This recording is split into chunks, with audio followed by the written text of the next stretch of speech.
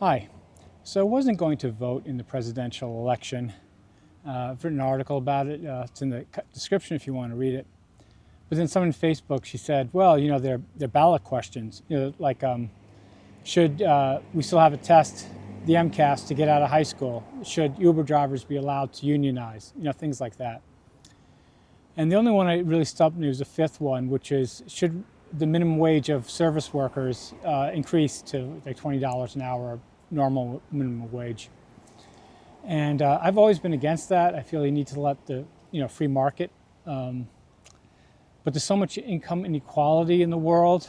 I voted yes to allow minimum wage because I think that problem is greater than the theoretical problem of free markets. So again, I'm really split on it.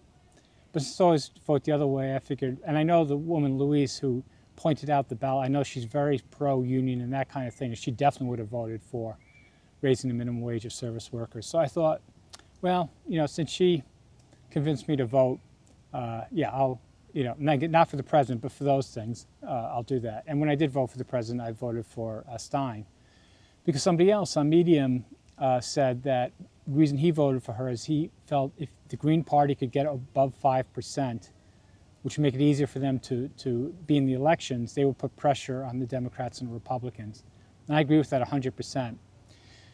Because voting is a farce. So I'm here in Massachusetts. I'm in Cambridge, very wealthy area of Massachusetts. And most of the, I say half of the people running on the ballot had no competition. They weren't running again, they were unopposed. And why were they unopposed?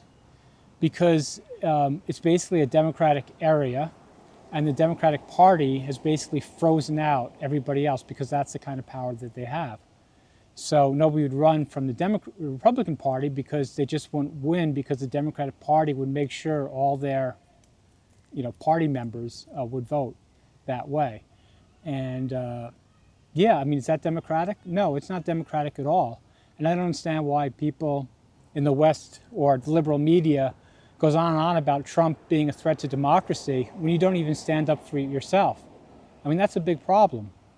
You should be, whatever the Democrats are doing, and again, the Democratic Party is a private party. They are not a government agency. They're not part of the government. They're a private party. And this has been whitewashed for too long. So anyway, it should be an embarrassment, a complete embarrassment, that if you're going to lecture anybody else about democracy, whether it's the South, Texas, or Florida, or China, the CCP, that you actually have a real democracy yourself. And that means that you have multiple candidates. It doesn't mean that some private party says this is the only one you can vote for. I don't see how that's any different than China, right? China has one person, okay? They vote for it internally. What is that difference like to me? Like, I need to go check that person off? This is the only choice. Don't even bother. Why are they even on the ballot? Why is it even wasting my time? Okay, you've picked them, you've gerrymandered, you've rigged the system so they're the only person. I don't need to see it. I don't need to waste my time. This is just authoritarian nonsense, just like China or any of the other places that are supposedly undemocratic. The other thing I found interesting about the ballot, what a farce this is it was like everybody's presidential name's last name. You want to vote for Harris, Waltz, Trump, Vance, whatever, not their first names. So I wanted to write in the names for all the other uncontested candidates from the Democratic Party. So I put an other and I put Stein. But when they count the votes, what will they do? Will they say, well, Stein, he probably means Jill Stein is running for the president. But I didn't put the first name, so can they do it? They didn't put the first name, So it's just like little things like that just make it a farce, that nobody's really thinking about this stuff. So I found that very interesting. The other interesting thing I found about the voting is, so I went down there and they have a list. So I have to go to this area that I'm on that list. So they check me off on this list, they give me a ballot, and then I go into the machine. Now, what if I wasn't on that list? What happens then? Well, I assume they take my license or whatever, but how is it any different than the South? All these other places they say aren't democratic because they're stopping people from voting. Like right there, you're making it difficult for me. I'm a voter of Massachusetts, and I want to vote for the president. All I should need to show is my ID. You shouldn't check my name on a list and give me a thing, right? I mean, the system is just totally, it's just, I mean, it's gamed everywhere, is what I'm saying. Not just in the South, everywhere. And it just it cracks me up to read all this, all the people around here talking about, democracy, like they're protecting democracy, like Harris will protect democracy. And I'm like, open your eyes, look at some very simple facts here.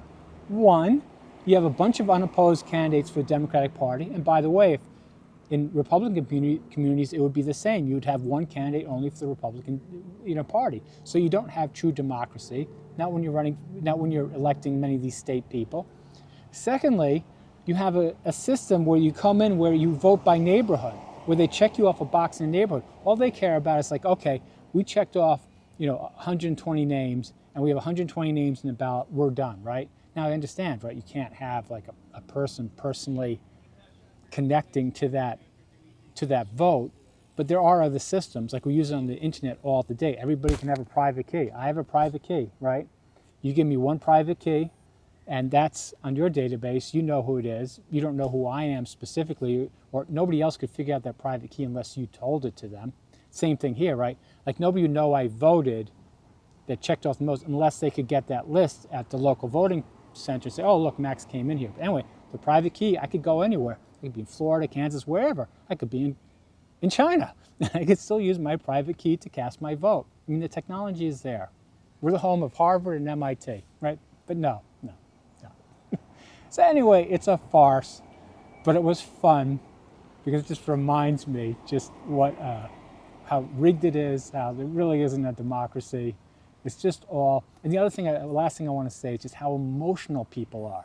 Like, my reason for not voting for Harris is very simple. Like, I'm not into like using our weapons to kill a bunch of civilians in Gaza. And I don't care whether they're in Gaza or they're in Russia or they're Ukraine or anywhere. That's a big thing. Like, before you use a weapon or you give somebody a weapon, you should be sure that's not against the wrong hands. And again, the same people here, we need all these gun laws because there are all these school shootings. Well, again, how can you talk? You just let a bunch of bombs go to Israel and they killed at minimum 42,000 people. When all the rubble is done, it could be in the hundreds of thousands. So wait, so what are you talking about, right? So anyway, I didn't vote for Harris because she's part of the Biden administration, and she didn't say she's going to change her mind later on. So I'm not voting on a promise because I'm 63, and I've heard this promise over and over again. I vote on what you did. And Harris, as vice president, let Israel kill all these children and women and young people, whatever, with our bombs, and Israel is still doing it. So I'm not voting for her. And for people to say, well, Trump would be worse. How could he be any worse? Do you hear yourself? Like, we know as a fact, Biden and Harris have gotten tens of thousands of people killed in greater Israel or Gaza. We don't know what Trump would have done or could have done, but whatever, we know that as a fact.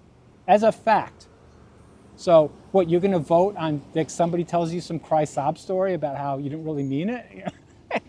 Anyway, I vote on what people do. I don't vote on what they say they're going to do. Now, if Trump gets elected and he does all these bad things, well, okay, I won't vote for him, okay, right? I mean, I didn't vote for him this time for the same reason, because he did a bunch of, horrible stuff. But if we all voted on what people did, if we held elected officials accountable to their campaign promises, to what they say they're going to do, we'd have a completely different world, but we don't. We just want to listen to what makes us feel good and superior about ourselves, whatever it is, and that's what we do. And when somebody challenges that, it's like me, if I go to somebody and say, how can you vote for this person? They killed tens of thousands. They get all emotional about, Trump is much worse, Trump is much worse. Like, you don't get it. Like, you're not voting as undemocratic. All right, well, till next time. See you later.